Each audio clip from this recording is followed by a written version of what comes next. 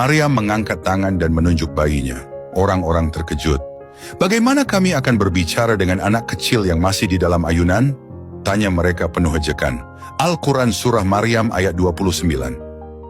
Tiba-tiba, suasana menjadi hening. Bayi kecil dalam gendongan Maryam membuka mulutnya dan berkata dengan lantang, "Sesungguhnya aku ini hamba Allah. Dia memberiku Alkitab Injil dan dia menjadikan aku seorang nabi." Al-Quran Surah Maryam ayat 30. Orang-orang terdiam, wajah mereka dipenuhi keheranan dan ketakutan. Bayi itu melanjutkan, "Dan dia menjadikan aku seorang yang diberkati di mana saja aku berada, dan dia memerintahkan kepadaku mendirikan salat dan menunaikan zakat selama aku hidup, dan berbakti kepada ibuku, dan dia tidak menjadikan aku seorang yang sombong lagi celaka, dan kesejahteraan semoga dilimpahkan kepadaku pada hari aku dilahirkan, pada hari aku meninggal, dan pada hari aku dibangkitkan hidup kembali." Al-Quran Surah Maryam ayat 31-33. Mukjizat itu membuat semua orang terdiam. Mereka yang sebelumnya mencemooh Maryam kini hanya bisa menunduk malu. Maryam memandang anaknya dengan penuh haru. "Engkau adalah jawaban atas semua tuduhan mereka, anakku. Allah telah menunjukkan kebenarannya melalui dirimu," bisiknya sambil mencium kening Isa alaihissalam. Mukjizat kelahiran Nabi Isa alaihissalam adalah salah satu bukti kebesaran Allah Subhanahu wa Ta'ala. Sebagai penutup kisah ini, Al-Quran menegaskan, itulah Isa putra Maryam yang mengatakan perkataan yang benar, yang mereka berbantah-bantahan tentang kebenarannya. Tidak layak bagi Allah mempunyai anak, maha suci Dia. Apabila Dia telah menetapkan sesuatu, maka Dia hanya berkata kepadanya, "Jadilah," maka jadilah ia. Al-Quran Surah Maryam 34-35. Kisah ini adalah bukti nyata bahwa Allah Maha Kuasa atas segala sesuatu. Maryam, wanita yang suci dan mulia, dipilih Allah untuk menjadi ibu dari seorang nabi yang akan membawa petunjuk kepada umat manusia.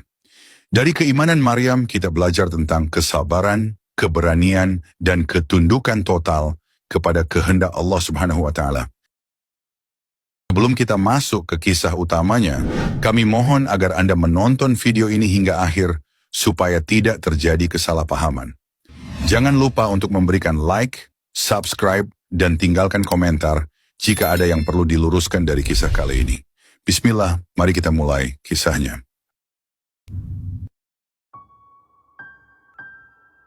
Sejak awal kehidupannya, Nabi Isa alaihissalam adalah seorang yang berbeda. Beliau lahir dalam mukjizat yang membuktikan kebesaran Allah Subhanahu wa Ta'ala tanpa seorang ayah.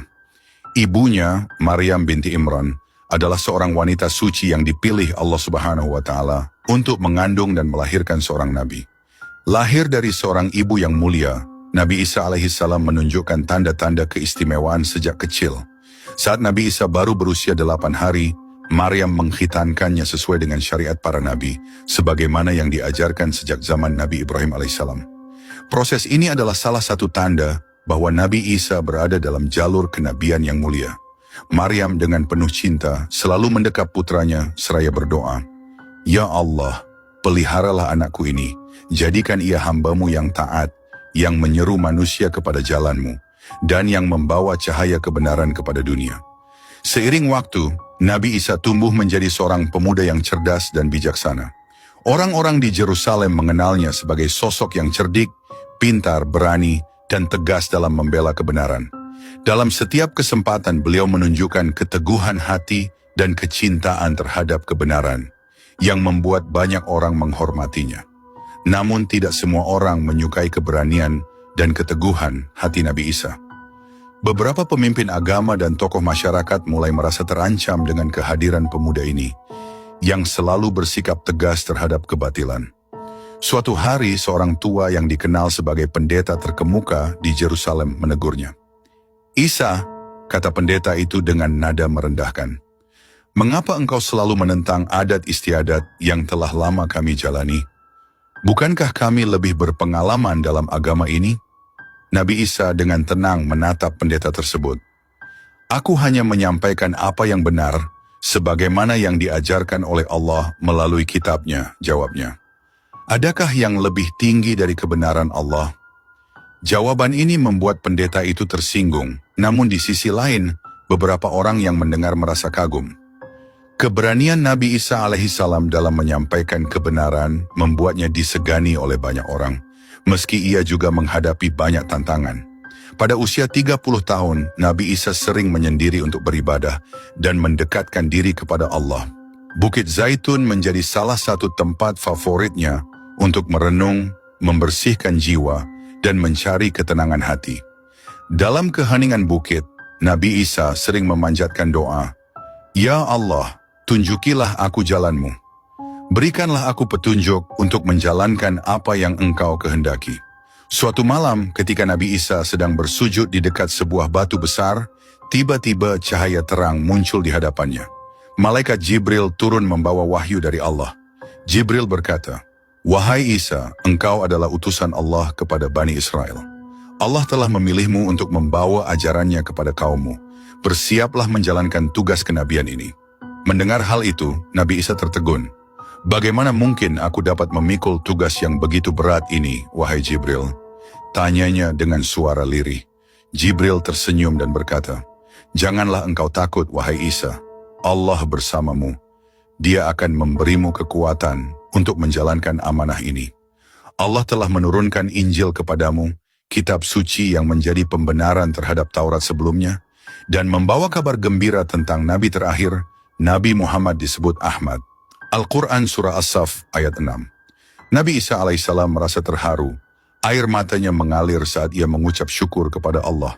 "Ya Allah, Engkau Maha Besar. Aku menerima amanah ini dengan sepenuh hati.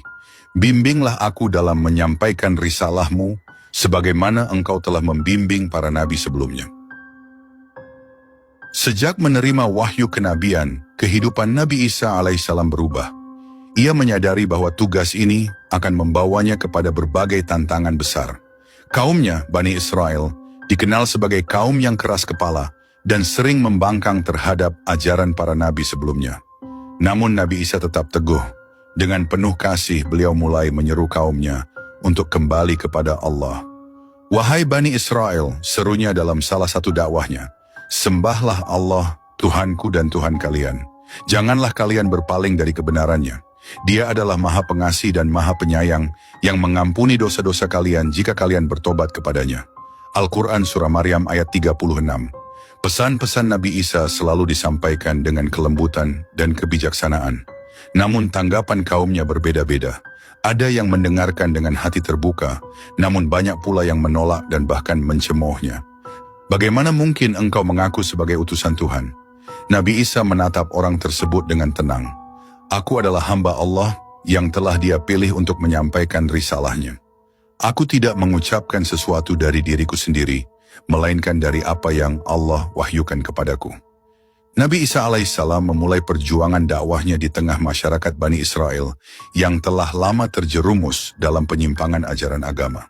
Banyak dari mereka yang melupakan syariat Taurat yang diturunkan kepada Nabi Musa alaihissalam dan malah mengikuti hawa nafsu mereka sendiri. Para pemuka agama yang seharusnya menjadi panutan justru menjadi pelaku utama dalam menyebarkan penyimpangan, menghalalkan yang haram, dan mengharamkan yang halal. Di tengah kemerosotan moral ini, Allah mengutus Nabi Isa alaihissalam sebagai rahmat dan petunjuk bagi umatnya. Beliau menyeru dengan suara lembut namun penuh ketegasan, "Wahai Bani Israel, aku adalah hamba Allah yang diutus untuk kalian. Sembahlah Allah, Tuhanku dan Tuhan kalian, dan ikutilah jalan para nabi sebelumnya. Janganlah kalian berpaling dari kebenaran." Al-Quran Surah Maryam ayat 36. Seruan di tengah penentangan. Namun seruan Nabi Isa alaihissalam tidak disambut dengan tangan terbuka.